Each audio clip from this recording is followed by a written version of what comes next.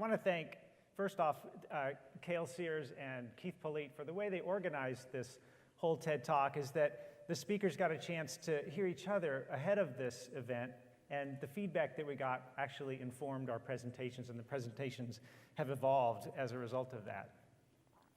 Every one of you has a cell phone, and each one of you is a synapse of your own personal networks, your own social networks, and we'll be talking more about thresholds and event horizons.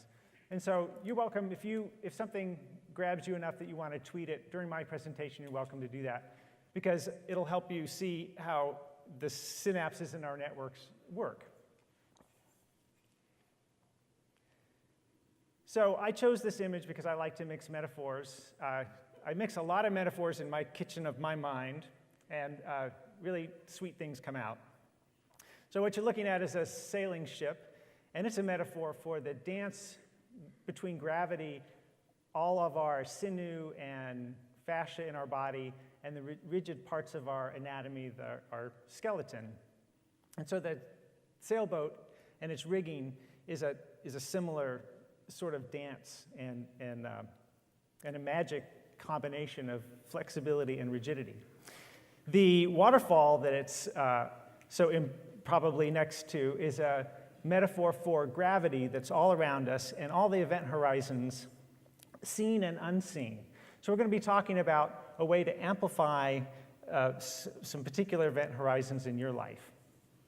Now, if you Google point of no return, this dates me. This was a cover of an album of the band Kansas from back when I was in junior high. So the popular idea, and I had this too, is that the point of no return is right on the edge of the waterfall. However, the point of no return is actually fairly far upstream. I had the opportunity to see Niagara Falls for the first time, traveling with my wife, where she lived near there, where she grew up. And as we were driving along the river along the Niagara River toward the falls, she pointed out a small nondescript sign along the water there, and it said, "Not a good idea to boat past this point. You might not be able to get back." That was the point of no return. It was miles away from the waterfall. Without that sign, there was no way to know that you were passing an inflection point like that you were passing an event horizon. And so many of our event horizons don't come with helpful signs like that. Sitting is the new smoking. Not very good news, is it? How many of you have heard this phrase before? So if you Google "sitting is in the new smoking," you'll find lots of research. And I'll be talking a little more about the research behind that in a minute. But you can think of it as a really bad thing, or you could think of it as a good thing. It means that we've moved our society, health-wise, upstream from some of these old event horizons. So we're no longer so close to saber-toothed tigers, or wounds without antibiotics, or smoking. We're past smoking now, and now we're floating along in the benign realm of sitting, right? But however, we are paying a high price for our sedentary lifestyle, and that's what this phrase is about. I was saying this in jest just a year ago, after I discovered how problematic sitting in chairs was for me, for maintaining the flexibility that I wanted to maintain, and my own mobility. And part of this research was done right here at MU by a professor named Mark Hamilton.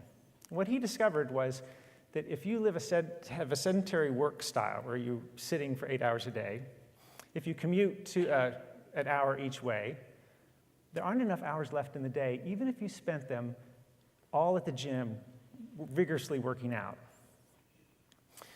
And this research here was published last summer in The Lancet. It was a meta-analysis of studies done all over the world, primarily in first world countries, of the health risk of a sedentary lifestyle, which is as high as smoking, as high as obesity. So why is this? The reason that a sedentary lifestyle is so bad for us is because we weren't designed to be sedentary at all. And we have this internal structure called fascia. It's really an internal 3D printing machine. We're printing this stuff all the time. It can print the sinews that are very thin, cellophane-type little packets that surround and insulate muscles and nerve endings. It can be printed as steel rods that some of us can feel running up and down our spines. Really, really strong tensile strength. And it can reform itself as well. But we have to manage it and we have to dance with it. It loves to be masterfully led in a dance. But if we neglect it, it's not going to wait for us, and it will grow like kudzu. How many of you know what kudzu is? It is a vine that was brought over from Japan, and it found it really liked the southern United States. And this is what it does when left to its own devices. And just like kudzu, our fascia will take whatever shape of inactivity that we put our bodies into or leave our bodies in. So what do we do about this? Well, the great news is that I've been looking for a metric to see how we can measure where we are in relation to the effects of a sedentary lifestyle. And it turns out in the last year, some research has come out of Brazil. Some researchers followed 2,000 people for 6.5 years. Every time they came into the clinic, they would have them sit down on the floor, unassisted. Let me get a prop. They'd give them a no-stick surface and as much time as they needed to get down to the floor. Thanks. So they'd ask them, well, just sit down, however you would get down to the floor. So they might go like this, and that's 5 points. Actually, it was 4 points because I put one hand down. And if I can get up without any support, another 5 points. So you get 10 points total. If you sit down, as you see here, with one hand and maybe another hand, that's 2 points. And if you clunk, that's about a half a point for any instability. And if you need to move, to a knee or a hand to the floor, 1, 2, and then 3. So you get the idea? It's very easy to test yourself. Great party fun, right? So here's a 10-pointer. Sit down. Notice how the body is this wonderful scissor lift when it has the right geometrics and the right flexibility. And then 5 points coming up. So what they found was that there's a high correlation between your score and your longevity. And for every point in either direction, there's about a 21% increase in longevity and quality of life. So you want to if you're under 50, this study was done mostly for people between 50 and 80. So you want to try to keep this score as high as you can right throughout life. And the good news is if you have a low score, if you get down and you have to crawl over to something to get back up again, that's not a death knell. You can actually improve your score by improving your flexibility, particularly flexibility in your hips.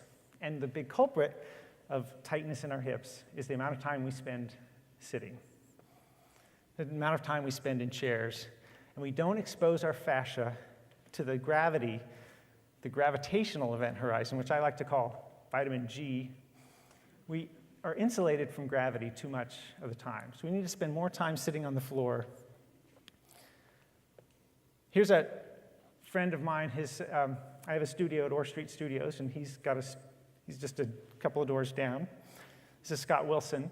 He heard me talking about these things a while back, and he was really curious. He says, what are you talking about, this fascia and sitting is the new smoking? And so I told him a few things. He told me his story. He was working for Verizon as a lineman for almost 20 years before they promoted him to a desk job. But as long as he was climbing up and down the poles and stringing wire, he thought nothing of ending the day and then going out and training for his triathletes.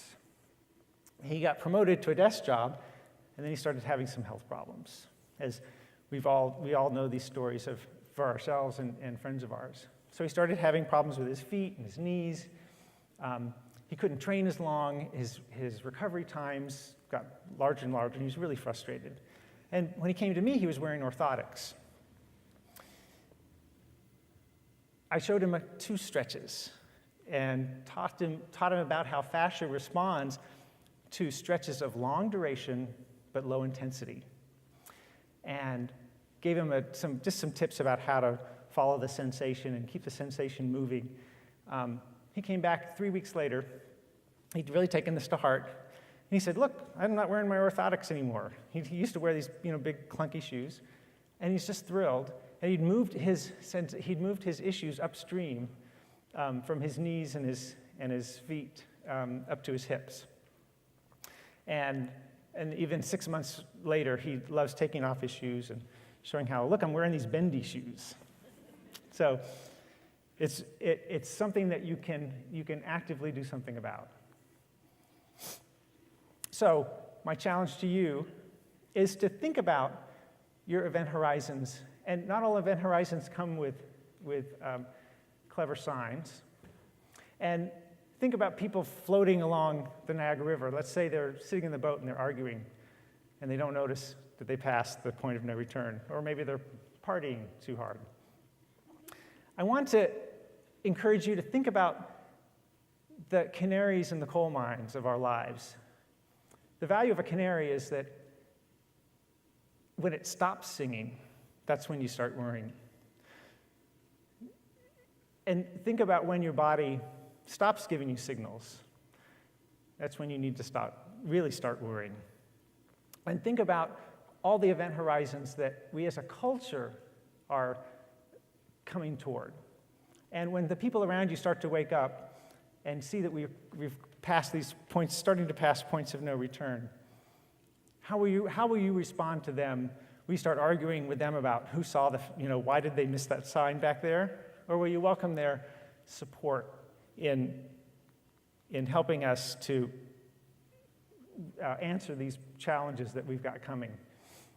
So I hope that we meet again many times, well upstream, where the waters are calm, and we can make lots of choices about the direction that we're going. Thank you.